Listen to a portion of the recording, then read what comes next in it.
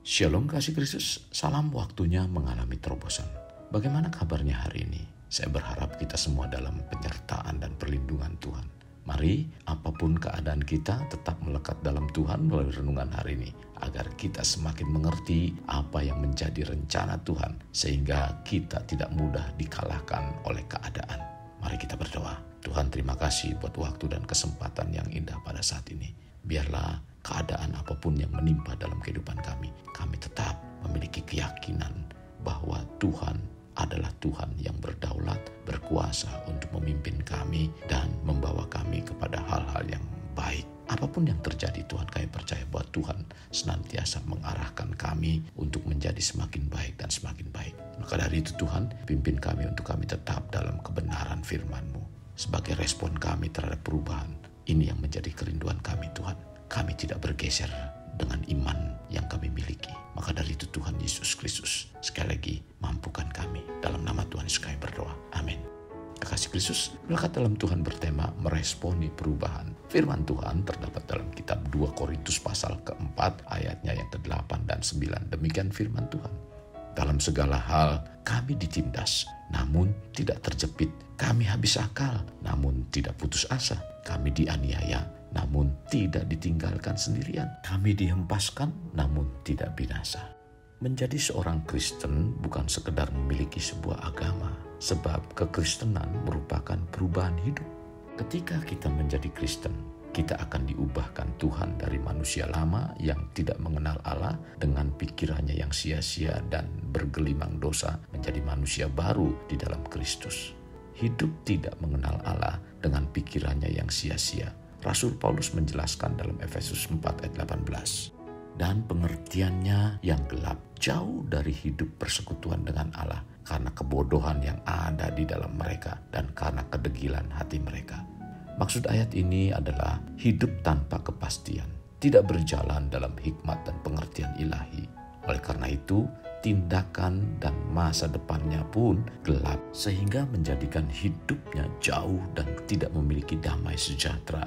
Dengan demikian, hidupnya hanya memikirkan kesenangan diri sendiri, tidak berpikir akan keselamatan yang Tuhan berikan, yaitu kehidupan yang akan datang. Sikap ini membuat pikirannya pendek, gampang menyerah, bahkan tidak peduli akan masa depan. Hidupnya menjadi bodoh dan degil. Bila hidupnya sudah seperti ini, perasaannya menjadi tumpul sehingga tidak bisa lagi menerima kebenaran firman Tuhan. Orang yang demikian bukan berarti tidak mengerti firman. Mereka mengetahui firman Tuhan, tetapi semuanya seperti tidak ada artinya bagi mereka dan selalu mengabaikan kebenaran firman Tuhan karena memang perasaannya sudah tumpul.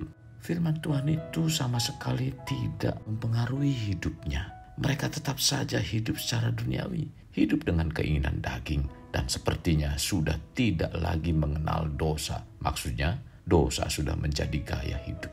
Jadi orang seperti ini perlu perubahan dalam jiwa dan rohnya. Ia harus membawa dirinya siap dan cepat meresponi perubahan yang terjadi. Demikianlah hendaknya kita pun dalam meresponi perubahan. Kekasih Kristus, kita telah melihat bahwa sekalipun kita menolak untuk berubah, perubahan pasti akan mempengaruhi kita. Perubahan akan terjadi pada kita, bersama kita, sekitar kita, dan tanpa kita. Maka kita harus mengetahui apa sikap kita terhadap perubahan yang tidak terelakkan dan pasti melanda. Apakah kita akan tetap berdiam dan seolah-olah dalam keadaan damai atau sebaliknya? Dalam menghadapi perubahan, kita harus dapat mengatur dan mengelola perubahan. Kita tidak perlu menghindari perubahan sekalipun mengakibatkan terjadinya masalah dalam hidup.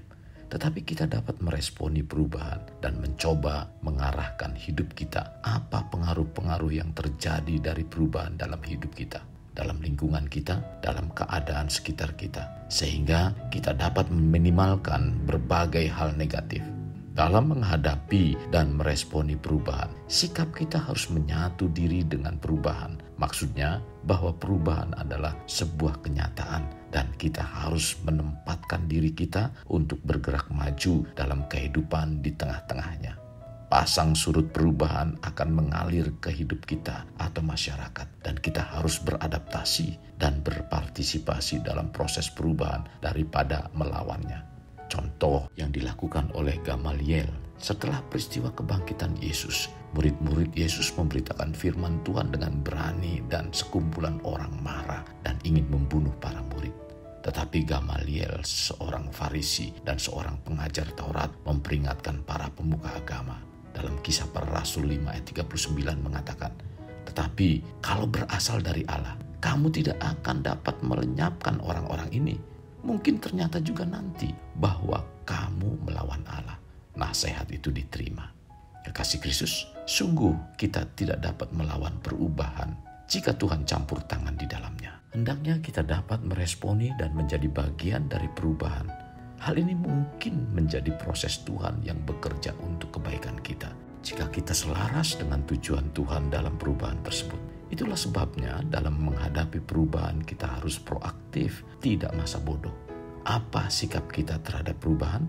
Kita harus dapat memprakarsai perubahan. Memprakarsai perubahan berarti kita menetapkan perubahan-perubahan untuk hidup dalam lingkungan kita dan meresponi perubahan tersebut dengan tetap memiliki sikap percaya pada Allah bahwa hal-hal besar telah Dia siapkan bagi kita. Kekasih Kristus, mari kita alami terobosan hidup. Untuk mengalaminya, mulailah dengan mengenal prinsip-prinsip kerajaan Allah serta menjadi warga kerajaan. Kita berdoa. Tuhan Yesus, terima kasih buat firman yang memberikan kekuatan, keteguhan dalam kehidupan kami.